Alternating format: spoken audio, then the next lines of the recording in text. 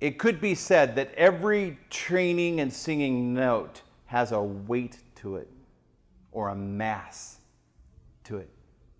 There are light mass phonations, there are medium mass phonations, and there are heavy mass phonations.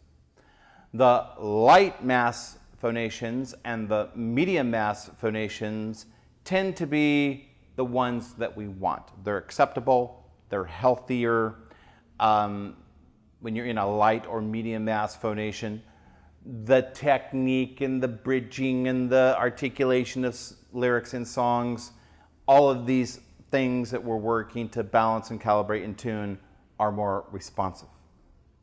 On the other hand, the one that we don't want, or everything else that we don't want, is or could be classified as a heavy mass phonation, or one of the reasons why we don't want a certain phonation or that we're not singing well could very well be because the phonation is too heavy or has too much mass.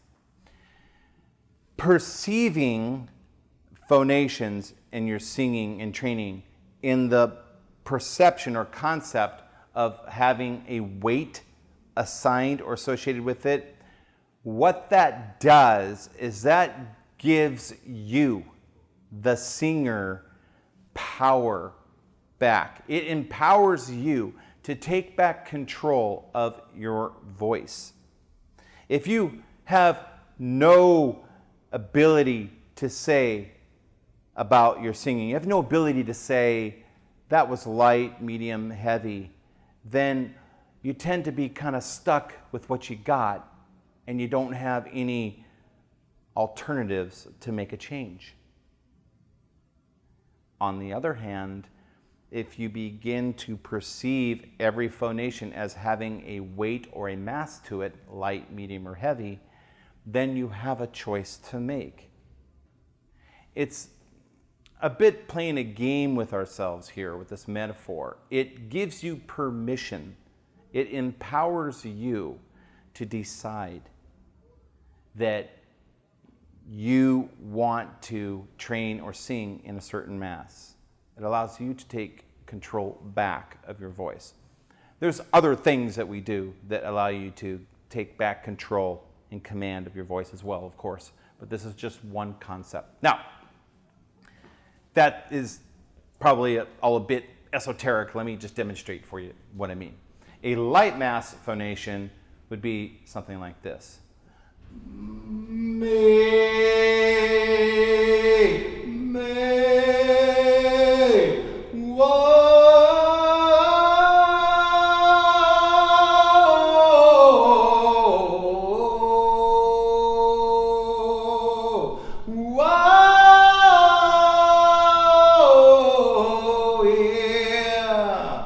Notice how that phonation was light. It wasn't heavy. It was floaty. It was sweet. It was pretty. It was maybe kind of like a Steve Perry or Bruno Mars note that is, something we might hear in a love song. This would be an example of a medium mass phonation.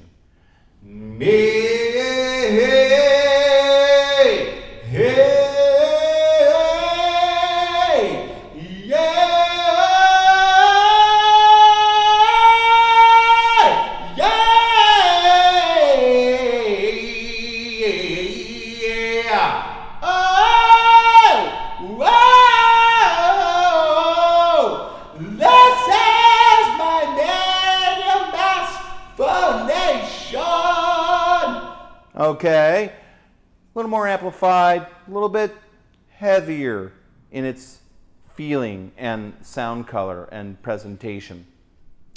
And this would be an example of a heavy mass phonation, perhaps something we don't want to do.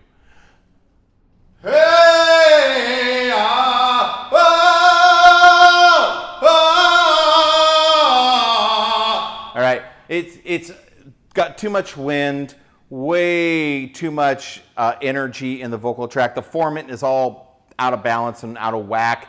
There's no way I'm ever going to be able to bridge smoothly through my passaggio or sing in my head voice with that kind of mass or weight to the phonation.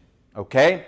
So every phonation, every training note, every onset, and every note you sing, I want you to perceive it in terms of that it has an assigned or associated mass. It doesn't get away from it. Every phonation does. And generally speaking, what we want is light mass and medium mass phonations, and we're trying to train out of heavy mass phonations, which is what happens when we start pushing and choking and constricting on notes. Okay? Now, what are phonations? What is the mass or the weight of phonations influenced by? Well, the factors that influence the mass of a phonation are, number one, the level of respiration. The amount of respiration or wind that you're blowing through the glottis will influence the level of weight to the phonation. Number two, the compression or the vocal fold adduction. How hard you're squeezing the vocal folds will contribute to the overall level or mass of the phonation. The acoustic mode or the vowel that you're using will contribute or influence to the mass of the phonation. For example, a good forward edging vowel like ah, yeah, is great for light mass or medium mass. On the other hand, a back resonant curbing vowel like doesn't have to be heavy mass, and we hope that it won't be, but just from my own personal miles of experience on this, is a training vowel and singing vowel that can pull you into a heavier mass phonation. So that's to say, when you're training and singing in ish formant shadings, or you're modifying to in your training and your sirens, just be aware that can pull you quickly into a phonation that is fairly heavy. So the singing vowels that you use can certainly influence the mass of your phonation. Now, the last thing that influences the mass of the phonation is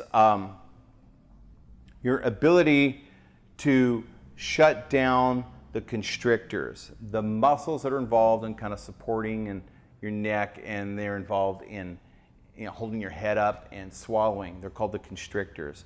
And they're the primary muscles that are getting in the way when we're beginners. They're the primary muscles that are activating and preventing us from being able to sing and train a smooth bridge through the passaggio. So your ability through your training, through the work of the onsets and the sirens and this methodology, to stop engaging the constrictors when you're singing and training will also be a major influence on the overall mass of your phonation. In fact, the constrictors are probably the biggest influence on the mass of your phonation. Now, if you want to practice and get a feel for commanding and controlling the mass of your phonation, there's different ways of doing that. Just being mindful of it is one way. Two, being careful about that ish vowel and moving towards a and at vowels tend to be a little bit lighter. But if we go back to our ever popular specialized onsets that we have in our program, I can tell you this. Some of these onsets are lighter mass onsets, and some of these onsets are not necessarily heavy mass onsets, because that would make them wrong, and they're not. But they are onsets that, like the vowel, if you're not careful, could pull you into a heavy mass, could therefore engage the constrictors. So the lighter mass onsets that were the risk of a heavier mass in training would be pulse and release. In fact, the pulse and release onset, or an onset that starts with a little bit of vocal fry, may It actually is called the light mass onset. That is the nickname for the pulse and release onset or vocal fry onset. At TVS, for years, we've called it the light mass onset. So if you want to train in a light mass because you want your singing to be responsive and silky and don't want to choke and constrict, the pulse and release onset would be the first onset to choose. That would be the one to go for. But in addition to that, the wind and release onset, where we come in with an open glottis, is a lighter mass onset. The messa di voce onset, where we come in with an open glottis and then through a workflow engage the intrinsic musculature, is a light mass onset. The quack and release onset is also a light mass onset. And the onsets that are capable, if not done properly, of pulling you into a heavier mass that you have to be careful of.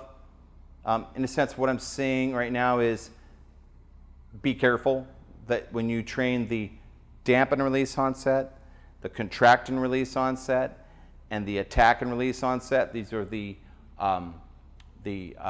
resistance training belt onsets. When you train these onsets, and you need to, and I want you to, just be careful because they could get you into a heavier position. So that's really all there is to be said about the mass of phonations.